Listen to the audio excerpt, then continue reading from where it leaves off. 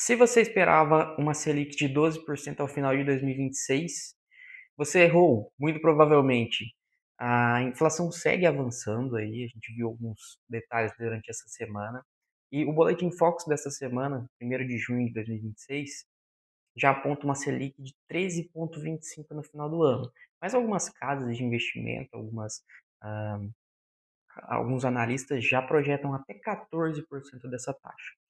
O que a gente vê hoje é uma inflação que acelerou muito no período de guerra e até nos títulos públicos federais essa semana já apareceu o IPCA mais 8,17, o que pode ser uma boa oportunidade para os investidores, mas que em termos econômicos atrasa bastante, pois a nossa dívida fica ainda mais cara. E, por consequente, também a taxa de juros mais alta pressiona os custos dos empresários. É sobre isso que a gente vai falar hoje, ah, e as notícias da semana. Bom, basicamente, a inflação e toda a guerra do Irã contra os Estados Unidos, o Estreito de Hormuz fechados, atenuam ainda mais a inflação. E por conta dessa inflação, o Banco Central não consegue cortar juros. Já estão falando até em não só no Brasil, é um fenômeno que não acontece só no Brasil. Lá no Fed, que é o Federal Reserve, que é o Banco Central americano, tem uma alta de juros, ou seja, essa inflação ela não está só no Brasil, é uma inflação global, justamente por conta de que o preço do petróleo aumentou. E o preço do petróleo aumentando, toda a cadeia de produção ela aumenta seus custos também, porque tem custos envolvidos. A logística, transporte, enfim, manutenção e até matérias-primas para alguns objetos. Ou seja, teremos juros mais caros globalmente, não só no Brasil, mas no Brasil a situação piora, justamente porque nossos juros já estavam muito caros, já estavam em torno de 15%, tivemos alguns cortes e hoje está 13, aliás, está 14,5%. A previsão do Boletim Focus é 13,25 até o final desse ano, mas cenas dos próximos capítulos já existem algumas, como eu falei no início do vídeo, já existem algumas casas projetando até 14% no final de 2026, bem distante daqueles 12 que a gente via no início do ano. Ou seja, toda essa inflação realmente está desacelerando os cortes. Em meio a tudo isso, toda essa oscilação e juros, a gente viu que nessa semana o Ibovespa teve um forte recuo, ou seja, caiu bastante, justamente por conta do fluxo estrangeiro, né? Agora, como já se fala até de uma alta na taxa de juros dos Estados Unidos, muito do capital que estava aqui era estrangeiro está voltando para os seus países de origem, está indo para outros mercados. Então, o Ibovespa, que é uma bolsa pequena em relação a todo o mundo, sente muito. E para nós, investidores, pessoas físicas que estamos aí no mercado, pode ser uma oportunidade. Algumas empresas já estavam bem esticadas aí e tendo esse recuo, recuo todas, né? De forma geral, uma ou outra tem sua exceção, mas a partir daí a gente consegue fazer novas compras. Inclusive, essa semana aí fiz um aporte bem interessante em algumas. Depois, se a gente quiser, se vocês quiserem, deixem aí nos comentários que a gente pode falar sobre algumas empresas que podem estar em oportunidade. Além da renda variável de ações, outro mercado que teve bastante sofrimento essa semana foi o de criptomoedas. O Bitcoin recuou muito, recuou até US$ 60.000. Estava vendo o fechamento de hoje, por conta de uma notícia da.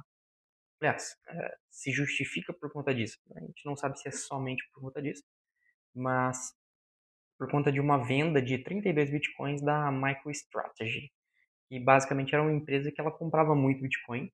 Aliás, ela só vivia de comprar isso e tinha uma tese de que nunca venderia. Aí vendeu 32 bitcoins. Então, o mercado entendeu isso aí como um sinal de alerta e realizou muitas vendas. E por conta disso, o preço caiu bastante. E se o preço do Bitcoin caiu bastante, imagina dos outros, das altcoins ali, despencaram. Então, a gente tem um Ethereum bastante defasada, XRP, Solana, Cardano, enfim. Se você queria investir, pode ser um bom momento, tá? Não é uma recomendação de investimento, deixando bem claro isso. Mas se você gosta do mercado, se você tinha caixa aí para comprar alguma coisa, pode fazer sentido. Tirando isso, dentro de política, notícias durante essa semana, acho que a maior que tivemos aí, que teve mais repercussão, foi a do tarifaço do Trump. né, de 25% sobre produtos brasileiros. Isso aí pegou muito mal, porque muito mal para a oposição, que seria o Flávio Bolsonaro, porque foi posterior a uma visita que ele fez para o Trump. E realmente isso impacta o mercado brasileiro, na verdade impacta os dois mercados, tanto o americano quanto o brasileiro, porque fica mais caro, na verdade, para o americano comprar produtos brasileiros. Basicamente é isso. E se ficando mais caro, eles podem optar por comprar de outros mercados. Podem comprar da China, pode comprar. Da China é mais difícil. Mas podem comprar de outros mercados emergentes alguns itens que o Brasil já poderia fornecer. Então, isso sim impacta o brasileiro, sim impacta o americano, que aumentando o preço lá, também aumenta a inflação de lá. Ou seja, se aumenta a inflação de lá, eles também não podem fazer corte de juros. Se não pode cortar nos Estados Unidos, muito provavelmente também não vai cortar aqui no Brasil, e daí a gente segue uma cadeia específica que ela se retroalimenta.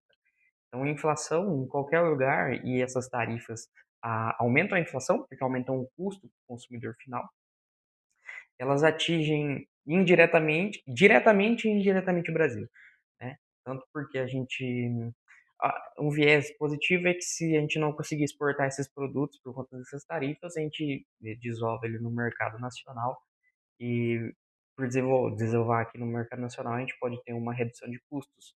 Mas muito provavelmente isso não acontece. Na verdade, a gente consegue desovar para outros mercados, né? União Europeia, Reino Unido e afins. Mas, no geral, é uma política ruim, né? Tudo que envolve tarifas aumenta o custo de produção, ela destoa ali do que seria um mercado livre, um mercado que ele se autorregula. Demais, uma notícia mais importante. Hoje tem jogo do Brasil contra o Egito. Vamos torcer aí para essa seleção se, se alinhar. Se você gostou do vídeo, deixa seu like. Se você não gostou, deixa aí seu dislike e comenta por que você não gostou. Deixa a sua opinião aí. Se inscreve no canal, pelo amor de Deus, meu amigo. Me ajuda aí. Eu preciso bater pelo menos uns 200 inscritos nesse trem aí. Não vai valer a pena fazer esse trem. Beleza? Valeu, tamo junto.